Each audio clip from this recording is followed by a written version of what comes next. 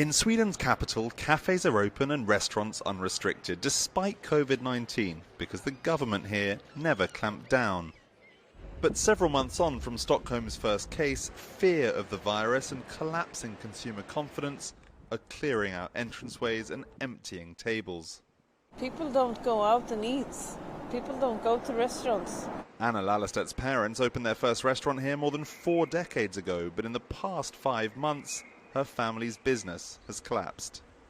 In March I had 3 restaurants with 110 employees, and now in the middle of July I have 1 restaurant and I think I have 10 employees left. So I have lost like 90% of my company. So it's been very, very tough. And while lockdowns ease elsewhere in Europe, Swedish hesitation to spend could mean a financial illness takes hold, much like the virus, according to economist ERIK BERGLOF. That's the problem with the Swedish approach. That it may have helped Sweden a little bit in the beginning. There's no lot of evidence for this, but in the long term, this can linger for Sweden for quite some time. BERGLOF says the stay open strategy to safeguard the economy has not worked. It's a false choice. It's a false choice, exactly. For emergency doctors like Katrin Hryska, the focus of the last few months has never been financial. It was always about public health. I never had the impression that we had this strategy to save money.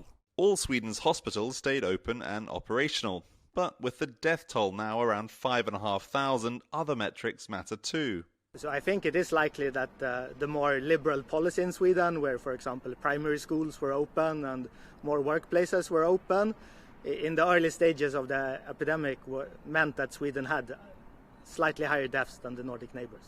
While lockdown measures in neighbouring countries Norway and Denmark saw their death counts flatten, Sweden's deadly curve stayed steeper for longer. And it wasn't just absolute numbers that marked the difference. Death rates per 100,000 people in nearby nations have been much, much, much lower than in Sweden. People like to compare countries like it's a soccer game or a football game or something. STEFAN INGVES is the governor of Sweden's central bank. He questions comparisons but says his country has struggled to protect younger livelihoods and older lives.